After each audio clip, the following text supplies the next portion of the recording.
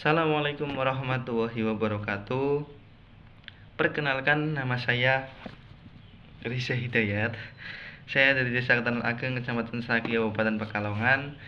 Nah, di sini saya mendapatkan tugas dari Pak dosen untuk menjelaskan tentang akhlak.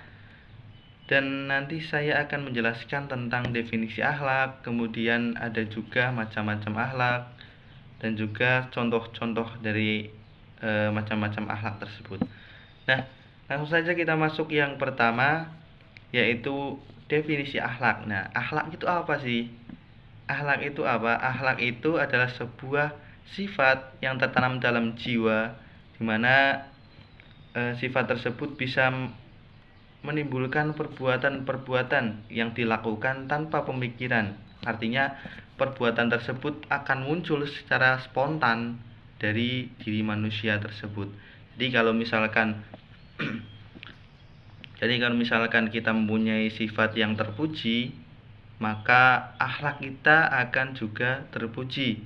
Tapi kalau misalkan kita memiliki sifat yang buruk, maka akhlak kita juga akan tercela.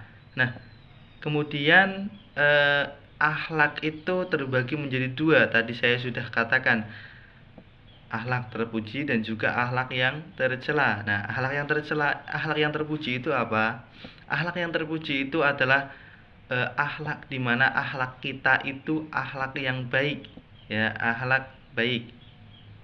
Ketika kita berperilaku baik kepada seorang ataupun makhluk yang diciptakan oleh Allah Subhanahu wa taala, itu artinya akhlak kita akhlak terpuji. Kemudian sebaliknya, jika akhlak kita tercela, maka kita memiliki sifat yang buruk kepada orang lain maupun ciptaan Allah Subhanahu wa taala. Nah, dari akhlak terpuji dan tercela, tentunya kita tahu bahwa mana akhlak yang baik untuk kita. Jadi untuk teman-teman semua, pastikan bahwa diri kita memiliki akhlak yang terpuji. Kalau kita memiliki akhlak yang tercela, maka segera hilangkanlah akhlak tercela tersebut dan digantikan dengan akhlak yang terpuji. Ada juga beberapa solusi supaya kita itu membiasakan akhlak yang terpuji, tapi mungkin akan saya jelaskan di video saya yang lain. Oke. Kemudian dari akhlak terpuji itu kita juga tahu dengan memilih teman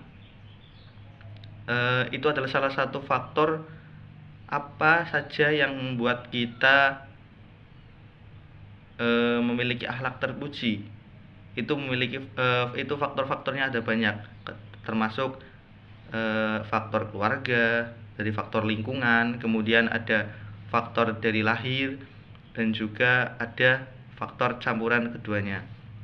Nah, untuk faktor lingkungan itu salah satunya adalah teman, ya. Selain dari keluarga, itu adalah teman ataupun orang-orang yang selalu kita membersamai mereka. Nah, dan cara memilih teman itu juga harus memiliki akhlak yang terpuji.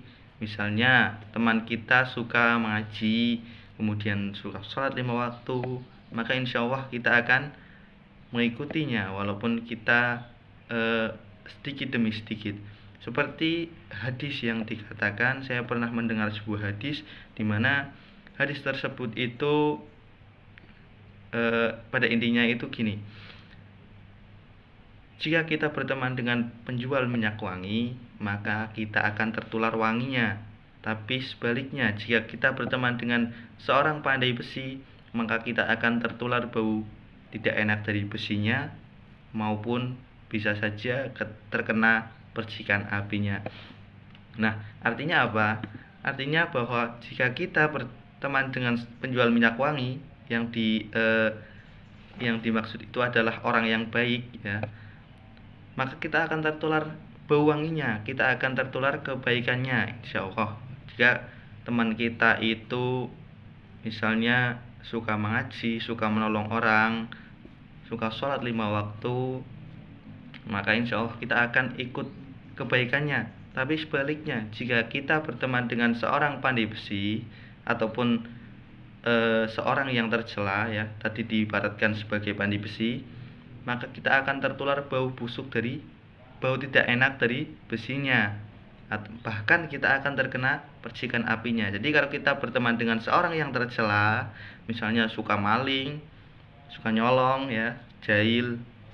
Nah, mungkin suatu saat nanti kita bisa saja mengikutinya ataupun terkena percikan apinya walaupun kita tidak melakukan sebuah perbuatan jahat. Tapi kalau kita berteman dengan seorang yang jahat, bisa saja kita terkena percikan apinya. Seperti itu. Nah, kemudian kita lanjut ke slide selanjutnya, yaitu contoh ya. Kita memiliki contoh-contoh dari sifat akhlak terpuji dan juga akhlak yang tercela. Seperti yang sudah saya katakan tadi, akhlak terpuji itu contoh-contohnya yaitu membantu orang tua, kemudian jujur, itu adalah sifat yang terpuji, sifat yang baik-baik, seperti itu ya. Kemudian sifat yang tercela contohnya tadi ya berbohong, kemudian ada jahil. Kalau untuk orang-orang mungkin anak-anak SD lah ya, itu jahil, usil. Itu adalah sebuah contoh-contoh. Saya pikir kalian bakalan tahu deh contoh-contohnya. Karena contoh-contoh akhlak terpuji dan tercela pasti ada di dalam kehidupan kalian masing-masing. Entah kalian tiap hari itu berperilaku terpuji ataupun tercela, saya tidak tahu, tapi saya harapkan kalian semua yang menonton ini semoga kalian memiliki akhlak yang terpuji dan senantiasa dilindungi oleh Allah Subhanahu wa taala ya. Oke, mungkin cukup itu saja dari saya, kurang lebihnya mohon maaf. Semoga kita bisa bertemu di lain waktu, entah itu dari online ataupun langsung tatap muka. Pergi ke pasar membeli ikan, pulangnya membeli ragi. Jika ada salah kata mohon dimaafkan. Terima kasih dan sampai jumpa lagi. Tindak kali Pak Rahmat Teng Dionisari, Makme ketupat sayure santen, kulo Risya Hidayat pamit undur diri menawi wonten lepat nyuwun ngapunten. Wallahul muwaffiq ila aqwamit thoriq. Wassalamualaikum warahmatullahi wabarakatuh.